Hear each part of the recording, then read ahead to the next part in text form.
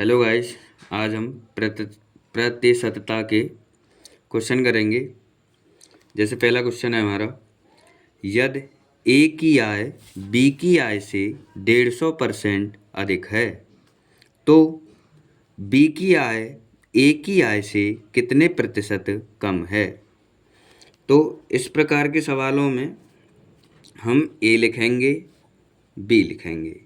अब ये क्या बोल रहा है कि ए की आय, इस ए की आय बी की आय से 150% अधिक है। मतलब जो ए है इसकी कुछ भी आय से ही वो बी से 150% अधिक है। तो जिससे बोलता है जिससे अधिक है उसी को हम 100 मान लेते हैं, यानी इसकी 100% है आय। और इससे 150% अधिक है, ये क्या है, ये 150% अधिक है।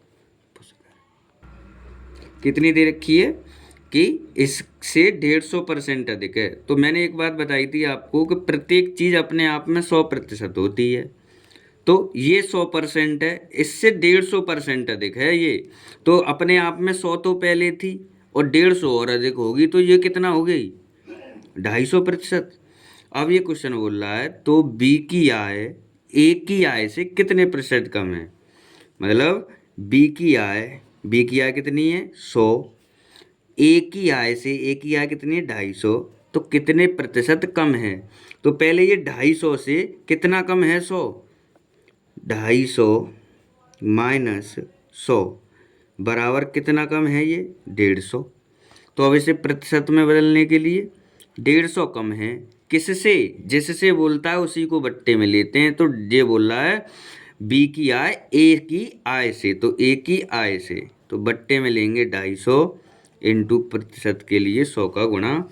1 0 से 1 0, 5 25, 5 दूना 10 और 5 तिया 15, 0 30 दूनी 60%। यानी ये 60% कम है। क्या कम है, बी की आय ए की आय से। अब अगला क्वेश्चन है हमारा, यदि किसी संख्या का मान पहले 20% बढ़ता है फिर 20% घटता है तो कुल कितने प्रतिशत बढ़ा या घटा। तो ऐसे सवालों को ऐसे करते हैं। मैंने बताया कि प्रत्येक चीज़ अपने आप में 100% होती है, तो मैंने पहले मान लिया कि वो पहले 100% थी। और उसके बाद कितनी, ये बोल रहा है कि यदि किसी संख्या का मान पहले 20% बढ़ता है, यानी ये तो 100% है, 20% बढ़ेगा तो 100 पर सीधा 20% 20 होता है। तो 20% निकाल लो इसका 20%, कोई दिक्कत आ रही है तो 100 से 100 कट गया तो कितना बढ़ा, 20 बढ़ा। 100 पहले का 20 अब का, तो कितना हो गया, 120। अब ये कह रहा है कि फिर 20% घटता है। अब 20% घटने का मतलब कितना हो गया, 80%।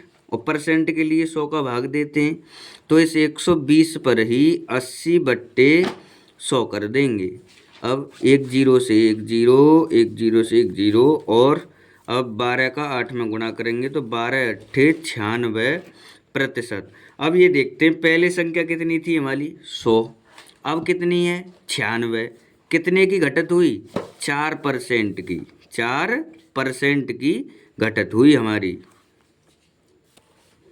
अब अगला क्वेश्चन है हमारा, एक गांव की जनसंख्या 176400 है, इसमें 5% वार्षिक दर से वृद्धि होती है, तो 2 वर्ष बाद गांव की जनसंख्या क्या होगी।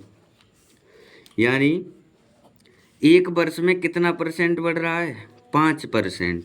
तो ये पूछ रहा है 2 वर्ष बाद, तो 2 वर्ष बाद कितना, एक वर्ष में 5% तो 2 वर्ष में कितना, 10%। तो कुल वृद्धि कितनी होगी, 10% होगी, नहीं होगी। प्रत्येक चीज़ अपने आप में 100 होती है, 10% की वृद्धि हो गई तो कितना हो गया, 110 हो गया, नहीं हो गया। अब क्वेश्चन में दे रखा है कि जनसंख्या थी 176400, इस पे वृद्धि हो रही है, तो 110% की वृद्धि हो रही थी। परसेंट के लिए क्या लगाते हैं, 100। 0 से 1 0, इस 0 से ये 0। अब 11 का गुणा कर दो इसमें, 1764 में 11 का गुणा, 11 का 0 में 0, 11 चौका 44, 4 हासिल, 11 छिक्के 66, 4 कितने होते हैं 70, 70 का 7 और 11 7 77, 77 7 77 78 79 80 81 82 83 84, 84 का 4 हासिल को 8, 11 एकम 11, 11 8 कितना होता है 19। तो हमारी जनसंख्या अब 2 साल बाद कितनी हो गई 19, 40 40। यही आंसर है हमारा इसका। अब अगला क्वेश्चन करते हैं हम। किसी वर्ग की भुजा को 10% बढ़ाने पर वर्ग का क्षेत्रफल कितने प्रतिशत बढ़ेगा। तो इस तरह के सवालों में पहले हमें ये देखना होता है कि इसका सूत्र क्या है, यानी वर्ग का क्षेत्रफल क्या होता है। वर्ग का क्षेत्रफल हम जानते हैं कि क्या होता है भाई, भुजा का स्क्वायर होता है। अब ये बोला किसी वर्ग की भुजा को 10% बढ़ाने पर, मान लो पहले हमारी 100 थी भुजा, 10% बढ़ाएंगे तो 110 हो जाएगी और परसेंट के लिए 100। अब भुजा यहाँ पर कितनी बार आ रही है, यानी भुजा a इंटू यही तो होती है। मैंने भुजा को a से डिनोट कर लिया, तो एक बार भुजा, दो बार भुजा। हमने वृद्धि कै बार की है, अभी एक बार।